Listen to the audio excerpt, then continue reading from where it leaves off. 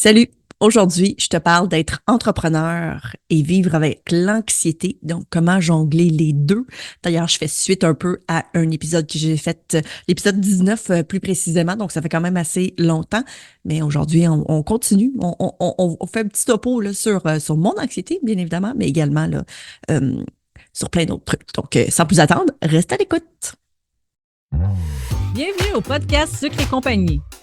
Un podcast animé par Mélanie Mathias, coach et créatrice de solutions pour entrepreneurs sucrés. Et Sandra Major, formatrice en cake design depuis 2015 et fondatrice de l'école lesucreaufour.com. Notre mission est de t'aider à prendre des décisions éclairées pour ton entreprise sucrée. Alors, pour ceux qui se souviennent, pour ceux qui nous, les OG, en fait, là, de Sucre et compagnie, vous savez qu'à l'épisode 19, ce qui fait quand même longtemps, que j'ai parlé de mon anxiété. Et l'épisode, si je me souviens bien, là, c'était comme... laissez-moi vérifier, là, c'était... mon Dieu, je l'ai perdu, chenoute. OK, attendez. Épisode 19. Trouvons-le rapidement, s'il vous plaît. On dirait que c'est tout le temps quand, tu sais, quand tu es supposé d'avoir... Bon, vivre de l'anxiété et être entrepreneur. Bon, finalement, là, ça va être pas mal le même titre, mais genre 2.0. Fait que c'est l'anxiété et être et l'entrepreneuriat. Comment concilier passion et bien-être. Donc, voilà. Maintenant, je voulais vous dire, bien évidemment, que lors de cet épisode-là, l'épisode 19, j'ai parlé ouvertement depuis en fait, je pense que c'est la première fois que je parlais que j'étais une personne anxieuse. En fait, pour être honnête avec vous, je pense qu'à l'épisode 19, c'était comme en 2019, euh, je commençais à peine à me l'admettre à ce moment-là. Puis évidemment, donc, 5 ans plus tard, ce que je peux vous dire, c'est que je fais de l'anxiété généralisée, et ça depuis que je suis toute petite. Puis évidemment, donc, c'est suite à cette réalisation-là que je me suis rendu compte de plein de trucs. Puis en fait, ça m'a rappelé, en fait, plein de moments dans ma vie où j'avais vécu de l'anxiété, puis où j'avais même fait des crises de panique. Mais c'était très difficile pour moi de le savoir à ce moment-là. De un, parce que je suis quelqu'un qui camoufle très bien, qui est très têtu également. Puis ça, je suis très au courant de tout ça, là. J'ai tendance à ne pas vouloir demander de l'aide. Donc, et ça, même si, dans le fond, comme c'était très difficile, là, tu sais. L'anxiété, je vous dirais que j'étais très bien capable de vivre avec avant d'avoir des enfants, mais du moment où j'ai eu des enfants, c'est là où mon anxiété généralisée s'est vraiment décuplée, en quelque sorte. Puis c'est vraiment là où il a fallu que j'aie demandé de l'aide parce que, ben, écoute, je pouvais juste plus gérer moi-même. Et en étant en plus, non seulement quand je suis devenue maman, je suis également devenue entrepreneur. Donc, je pense que ça fait comme une espèce de petit mélange, là, un petit cocktail assez toxique. Donc, voilà. Donc, je voulais en parler. Avant même de commencer, là, tu sais, à, mon Dieu, comprendre c'est quoi l'anxiété, puis blablabla, j'aimerais quand même mentionner que je ne suis pas une professionnelle de la santé, encore moins une professionnelle de la santé mentale. Mais je sais que c'est toujours intéressant d'entendre le point de vue en fait d'une personne qui est peut-être ben, entrepreneur, évidemment, depuis dans le fond quand même bientôt 14 ans. Euh, puis je vis de l'anxiété, puis ça, c'est comme c'est inévitable, là. Je veux dire, je prends même la médication là-dessus. Sauf que bon, évidemment, je ne suis pas une professionnelle de la santé, donc évidemment, si jamais vous voyez que vous avez vous-même des problèmes, clairement, fiez-vous peut-être pas nécessairement à tout ce que je veux dire, dans le sens que euh, parlez-en davantage à votre médecin, plus qu'à genre, juste se fier à ce que moi j'ai vécu, par exemple. OK? Je voulais mettre ça au clair. Alors, pour commencer, je voulais qu'on comprenne un peu qu'est-ce que l'anxiété pour l'entrepreneur. Donc, généralement, de l'anxiété, ça vient de sources bien précises la plupart du temps. Donc, on va parler par exemple de la pression de la performance, l'incertitude liée à l'avenir de l'entreprise, le sentiment d'isolement, parce que on va pas se le cacher, là, nous, là, on travaille tous à la maison, ou presque. On travaille seul la majorité du temps. Donc, le sentiment d'isolement peut être très, très, très présent là, chez les cake designers, ainsi que la gestion des finances, qui, on va pas se le cacher, les finances, là, c'est toujours euh, une source d'anxiété, là, que vous soyez entrepreneur ou non, mais ça l'est davantage quand on est entrepreneur, parce que nous sommes les seuls et uniques responsables, finalement, là, de l'argent qui rentre dans nos portefeuilles. Hein? On s'entend? Maintenant, au niveau, ben évidemment, donc la conséquence de l'anxiété, ben ça peut être plein de choses. Ça peut être entre autres le trouble du sommeil, la baisse de productivité, pardon, difficultés relationnelles, ainsi que les burn-out. Hein? On peut arriver jusqu'à être complètement là, plus capable du tout là, de fonctionner. Les conséquences aussi pour moi de l'anxiété, ça a été vraiment aussi manque, pas de motivation, moi c'était beaucoup, euh, c'était plus ma patience. Euh, j'étais pas très patiente, j'étais pas patiente avec mes enfants, pas patiente avec personne d'autre autour de moi, là, pour être honnête avec vous. Donc ça a été très difficile pour moi, non seulement de me l'admettre, mais également de voir l'évolution que j'ai faite suite à prendre conscience de tout ça, puis que j'ai été chercher de l'aide. J'ai vraiment vu ma patience s'améliorer vraiment beaucoup. Donc, je vous dirais ouais, ça, c'était définitivement une grosse conséquence pour moi au niveau de l'anxiété. Perte de poids également. Quand je faisais beaucoup d'anxiété, je ne mangeais pas. Donc, j'avais tendance à perdre du poids également. Donc, tu sais, il y a plein de petites affaires comme ça, mais tu sais, perte de poids, ça signifie aussi ben, une baisse d'énergie, de productivité. Fait que, tu sais, c'est comme tout est relié. Donc, d'être anxieux, d'être anxieuse et entrepreneur, c'est pas un super bon mix. Tu sais, je vais pas vous le cacher. Ensuite, ben, évidemment, là, il existe des stratégies pour mieux gérer son anxiété. Puis, bon, clairement, je vais aussi vous parler de mes stratégies à moi, mais je vais également vous énumérer quand même là, des petits trucs également. Donc, il y a des outils psychologiques. Donc, on parle donc la pleine conscience, la méditation, la respiration profonde et la thérapie cognitive comportementale.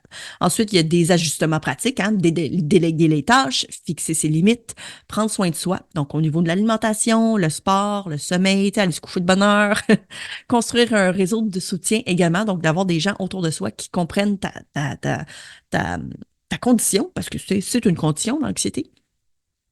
Voilà, de prendre soin de soi, de s'assurer en fait d'avoir du temps pour soi, de se mettre des limites également, de se dire, OK, à un certain moment, je dois dire non, je dois terminer de travailler à telle heure, etc.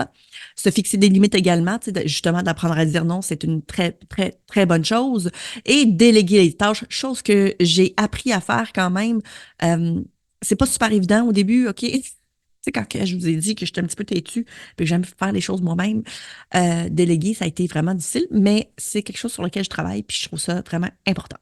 Bien évidemment, les outils psychologiques, je vous avoue, là, je n'ai pas trop utilisé ça. La respiration profonde, la méditation, la pleine conscience, puis la thérapie cognitive et comportementale, je n'ai pas utilisé ça.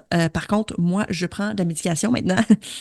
Fait que ça aide quand même beaucoup, je ne vais pas vous le cacher. C'est pas quelque chose de très gros, mais ça m'aide vraiment là, à gérer mon anxiété là, pour le day-to-day, je te dirais. Là. Mais c'est sûr que si on continue avec les mauvaises habitudes, on a beau prendre la médication, il faut quand même travailler sur soi pour arriver à être mieux dans notre peau en tant que personne anxieuse, mais également en tant qu'entrepreneur, parce que l'entrepreneuriat, c'est quand même quelque chose d'assez anxiogène, je dirais. Donc, moi, mes stratégies, ça a été beaucoup axé sur ben, déléguer mes tâches. Entre autres, malgré le fait que je ne l'ai pas fait énormément, j'ai quand même réussi à le faire un peu quand même, mais j'ai fixé mes limites. Et j'ai appris aussi à vivre avec l'imperfection. Et ça n'a pas été facile pour moi. J'étais quelqu'un j'ai toujours aimé, quand je vivais d'anxiété avant, la première chose que je faisais, c'était du ménage. C'était comme ma libération, si tu veux. Puis aujourd'hui, je peux vous dire que ma maison est vraiment pas comme ce qu'elle était autrefois. Donc, il y a beaucoup de laisser aller. Beaucoup, ouais, j'ai fait beaucoup de laisser aller. Puis je vis beaucoup mieux avec ça depuis justement là, plusieurs années. Euh, donc, cette fixer ses limites, là, c'est aussi ça. C'est aussi de se dire, écoute, là, à un moment donné, là, hein, il y a toujours bien des limites, parce que c'est ça. Faut pas se rendre fou, en fait, pour des choses qui importent peu. Puis, ça peut être difficile au départ, mais je pense que ça vaut vraiment la peine.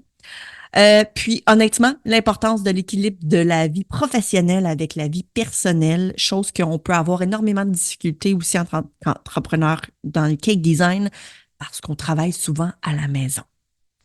Donc, le fait de séparer les deux, puis de vraiment se donner du temps pour sa passion, ainsi que pour sa famille, ainsi que pour le ménage, puis d'être organisé, puis vraiment là, d'avoir une espèce de balance finalement entre tout ça, ça aide énormément.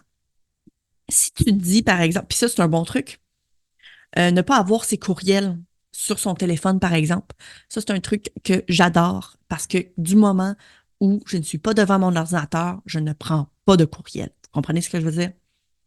Je pense que ça vaut peut-être la peine de le faire également pour vous. Puis, évidemment, ça, c'est juste pour un truc, mais il existe plein d'autres façons aussi de le faire et que ça ressemble un peu ça revient un peu au même principe, c'est-à-dire que du moment où la job est finie, la job est finie. On s'entend? Ensuite, au niveau, ben voilà, donc dans le fond, c'était vraiment au niveau, là, comme je vous disais, là, de l'équilibre. Je pense que on peut, puis tu sais, pour refaire, pour revenir en fait à l'épisode 19, à ce moment-là, j'étais dans mes débuts de découvrir en fait que que je faisais de l'anxiété. Donc, je trouve ça le fun de pouvoir vous en reparler 5 ans plus tard. Euh, et je vois à quel point aussi j'ai fait du chemin. Ça, c'est super intéressant. Je trouve ça vraiment cool. Euh, ouais, je trouve ça chouette. Je suis ravie aussi de l'évolution que j'ai faite et je suis extrêmement fière également de moi, parce que j'ai pu justement faire des ajustements dans ma vie qui m'ont permis justement de ne plus perdre de poids. Au contraire, Christy, j'en prends. Euh, de pouvoir mieux dormir, chose que j'ai eu longtemps de la difficulté avec quand j'étais jeune. Euh, j'ai été en mesure aussi, je suis capable de mieux gérer bien les affaires à cause de ça. Donc, oui, c'est vrai qu'être entrepreneur puis être anxieux, c'est très difficile de gérer les deux parce que c'est comme deux choses qui vont pas super bien ensemble, mais du moment où on se fixe ses limites, qu'on peut déléguer également, puis qu'on construit autour de nous, en fait, un système de soutien là, de gens qui comprennent notre, euh, notre difficulté, en quelque sorte, ben, ça va vraiment, vraiment aider. C'est aussi important d'écouter son corps parce que souvent son corps, il te dit la vérité. Il est pas capable de te mentir, là, que ton corps, il te ment pas. Jamais, jamais. Euh, L'anxiété, ça se gère, soit dit en passant. Puis je sais que c'est un mot que Mélanie n'aime pas que je dise, mais moi, ça me dérange pas du tout. Au contraire, l'anxiété, ça se gère. L'anxiété, on peut vivre avec ça. On peut vivre une vie d'entrepreneur vraiment épanouie, mais c'est important d'écouter son corps et d'écouter sa tête. Donc, ouais, c'est tout. C'est vraiment super important de rester très allumé, puis aussi de comprendre ses propres limites et de les mettre en action également. Donc, non seulement c'est de les comprendre, mais de les mettre en action. Donc, cela dit, je tenais quand même à vous rementionner tout ça, à vous faire en fait un épisode 2.0 si on veut. On a l'intention, en fait, sur le podcast, de parler d'autres problèmes de santé mentale, euh, parce que, ben, évidemment, ça nous touche presque tous, ou on connaît presque tous peut-être quelqu'un qui est soit qui a un TDAH, le spectrum de l'autisme. Sinon, ça peut être de l'anxiété, ça peut être, écoute, il existe tellement de trucs, la dépression, etc., que je trouve que c'est important. Les prochaines fois, ce sera probablement des invités parce que bon, moi, je suis pas, je suis juste anxieux, je fais juste de l'anxiété. Fait que je peux pas parler pour tous les problèmes de santé mentale. Mais cela dit, j'espère que vous allez pouvoir vous retrouver un peu. Je veux aussi que vous sachiez que si jamais vous avez des questions, vous pouvez venir me parler concernant ça. Que si jamais vous ne faites pas déjà partie du groupe privé sur Facebook, de venir nous rejoindre parce que malgré le fait qu'on ne soit pas des professionnels pardon, de santé, on est un groupe qui vit sensiblement les mêmes choses jour pour jour.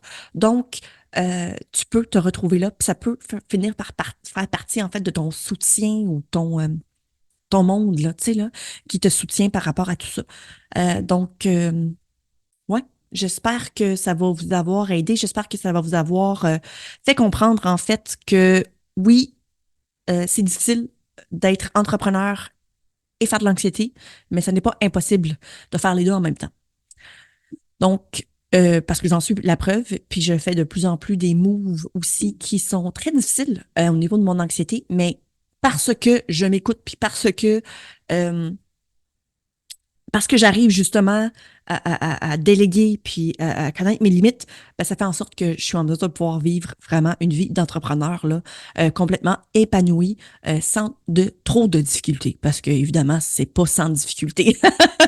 Mais ça, je pense que vous le savez déjà. Alors, j'espère que ça n'a pas été trop lourd pour vous aujourd'hui. Ça a été aussi un peu rapide. Je ne vais pas vous le cacher, là. Je ne m'attendais pas à ce que ça prenne un épisode de 30 minutes. Donc, une espèce de 2.0 5 ans plus tard. J'aurais vraiment dû vous en parler un peu plus tôt. Mais voilà, ça va vraiment bien. Puis depuis cet épisode, je vous dirais que ouais, l'anxiété ne fait plus partie d'une de mes barrières.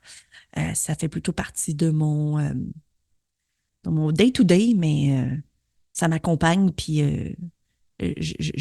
ça m'empêche pas de vivre, en fait, tout simplement. Donc, sur ce, je vous souhaite une très belle journée et je vous invite également à venir écouter la prochaine épisode parce que moi et Mélanie, on vous parle d'un très gros projet sur lequel on a travaillé, que vous avez peut-être vu entrevu en fait sur les réseaux sociaux. Mais là, on vous en parle en vrai, puis de fond en comble. Là. Donc, vous voulez absolument pas manquer l'épisode de la semaine prochaine. Donc, d'ici la prochaine fois, je vous dis à très bientôt. Ciao! As-tu aimé le sujet de cet épisode? Viens nous rejoindre sur le groupe Sucre et Compagnie pour continuer la discussion avec notre communauté d'entrepreneurs sucrés. Si tu nous écoutes sur une application qui te le permet, laisse-nous un review 5 étoiles pour faire découvrir le podcast à d'autres entrepreneurs et les aider avec leur business. On t'invite aussi à faire une capture d'écran de l'épisode que tu écoutes en ce moment et de la partager en story sur Instagram. Tag-nous avec le sucre au four et Maman Gâteau avec un 0, de sorte que l'on puisse te repartager et te faire découvrir par notre communauté.